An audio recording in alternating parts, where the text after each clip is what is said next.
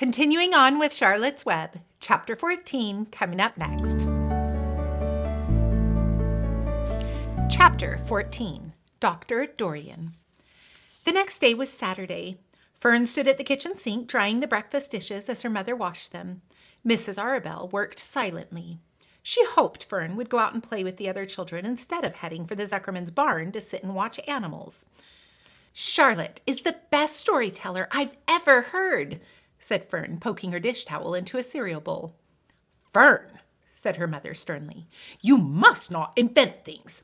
You know spiders aren't storytellers. Spiders can't talk."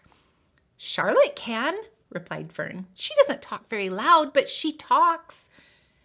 "What kind of story does she tell?" asked Miss Arabelle. "Well," began Fern, "she told us about a cousin of hers who caught a fish in her web. Don't you think that's fascinating?" "Fern, dear, how does a fish get caught in a spider's web?" asked Miss Arabelle.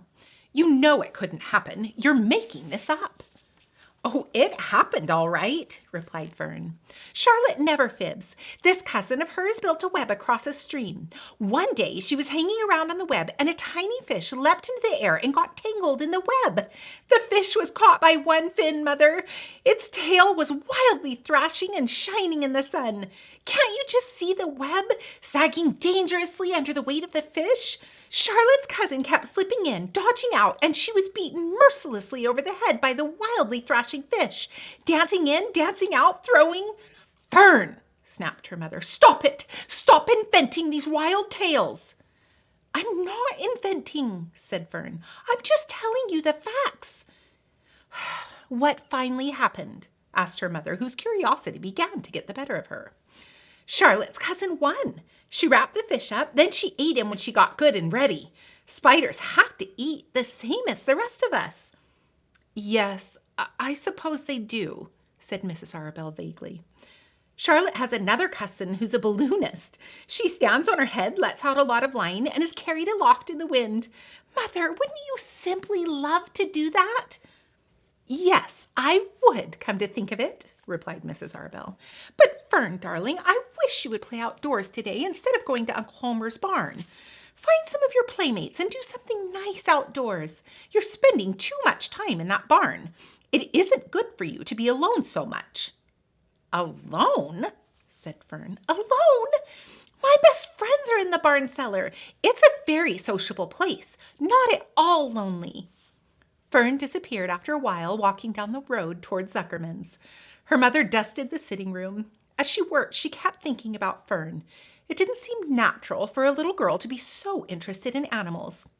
Finally, Miss Arabelle made up her mind she would pay a call on old Dr. Dorian and ask his advice. She got in the car and drove to his office in the village.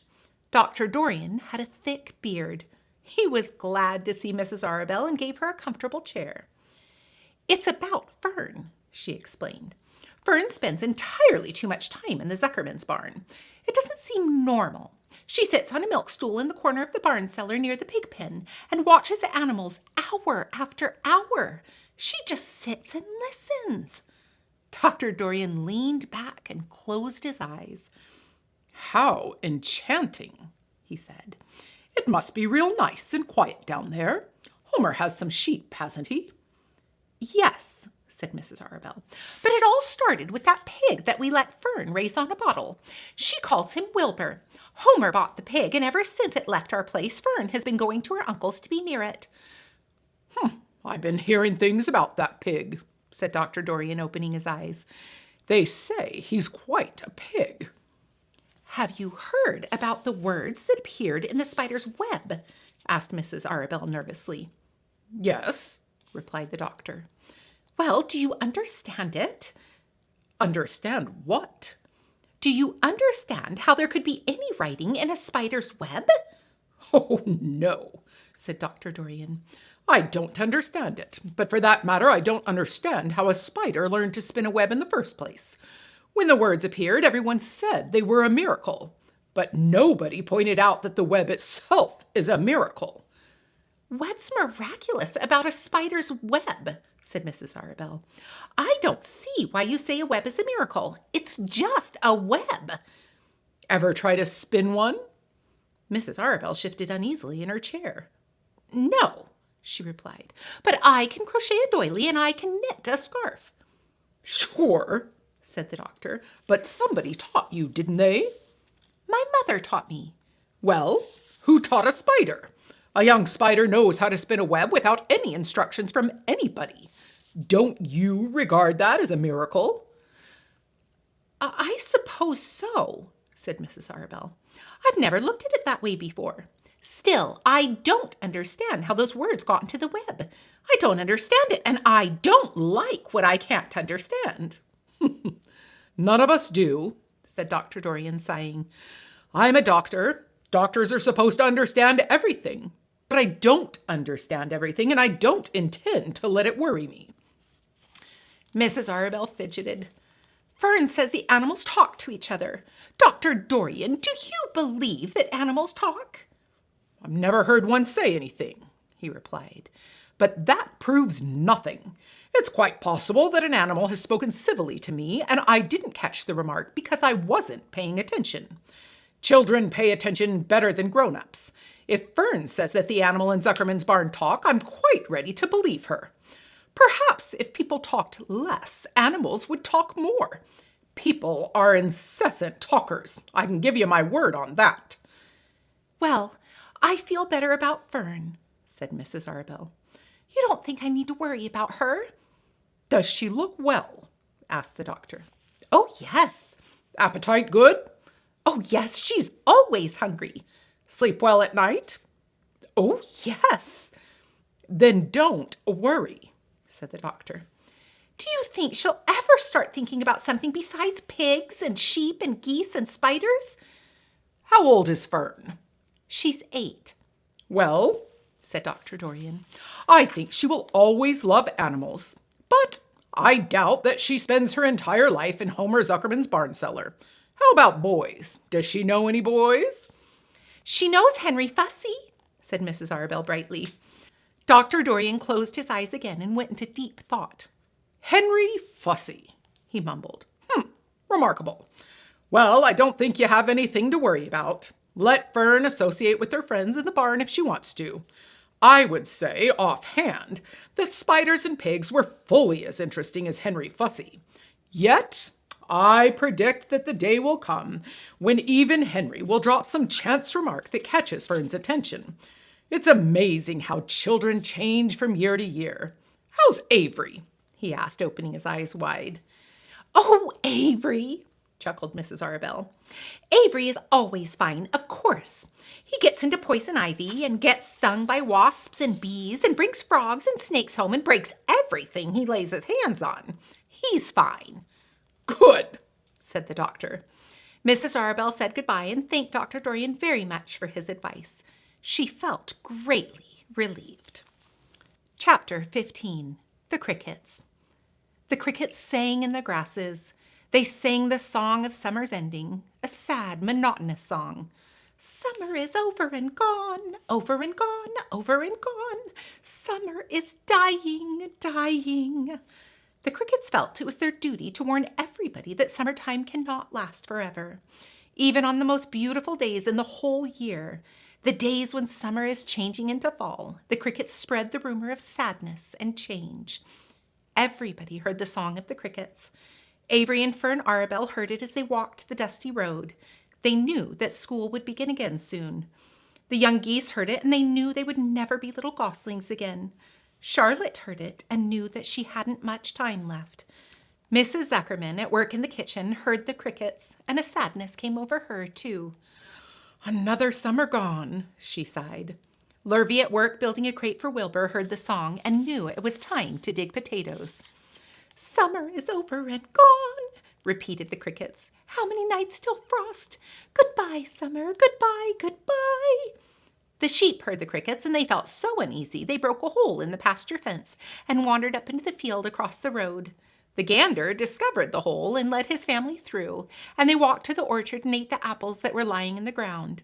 A little maple tree in the swamp heard the cricket song and turned bright red with anxiety. Wilbur was now the center of attraction on the farm. Good food and regular hours were showing results. Wilbur was a pig any man would be proud of. One day, more than 100 people came to stand at his yard and admire him.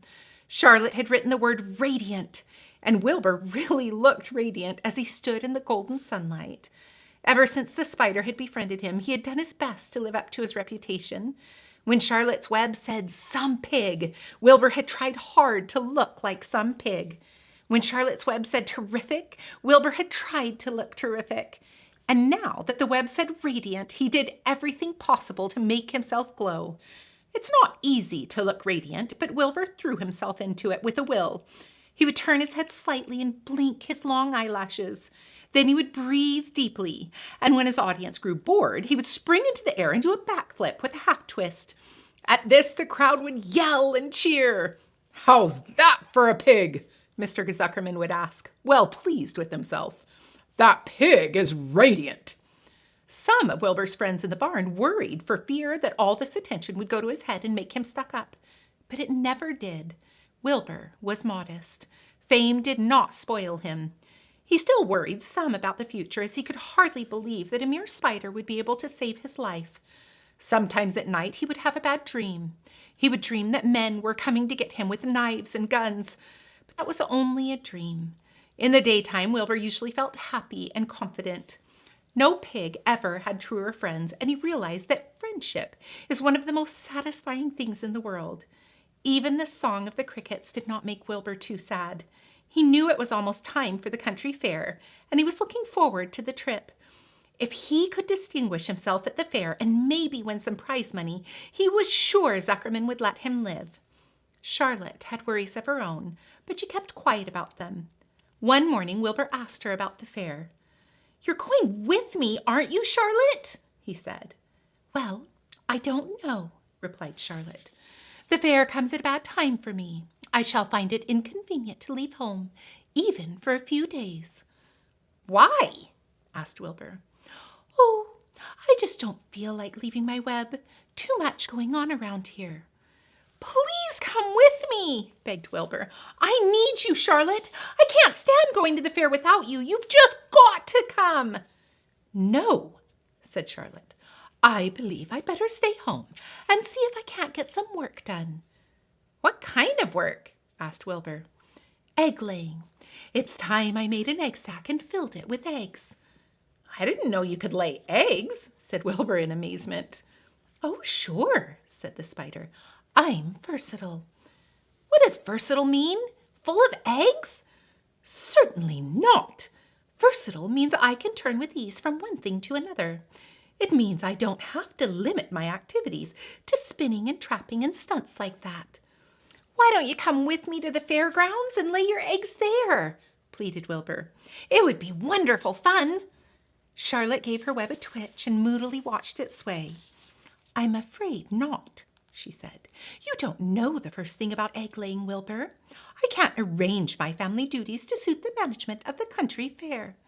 When I get ready to lay eggs, I have to lay eggs, fair or no fair. However, I don't want you to worry about it. You might lose weight. We'll leave it this way.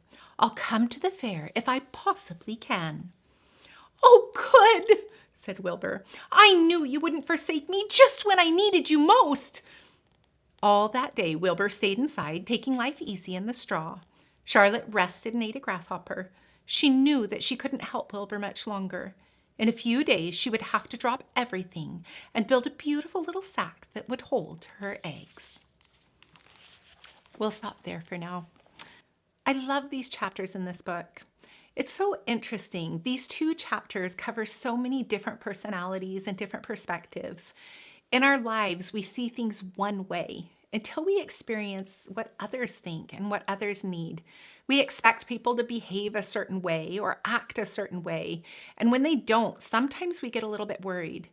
But it's good for us to remember that everybody has their own worries, their own way of doing things, and the things that they focus on that's maybe different from us. Let's learn to be respectful of one another, to value the friendships, the differences, the similarities, and the interests of others. It will allow us to see the world in a different way and will allow us to respect one another in a way that we may not have seen before. Life is beautiful. People are wonderful. And when we work together and strengthen friendships and find ways to serve one another, we find a joy that's much greater than if all we do is focus on ourselves. And remember, always look for the good in the world. But if you have trouble finding it, create a little yourself. Thanks for joining us. We'll see you next time. Time to dig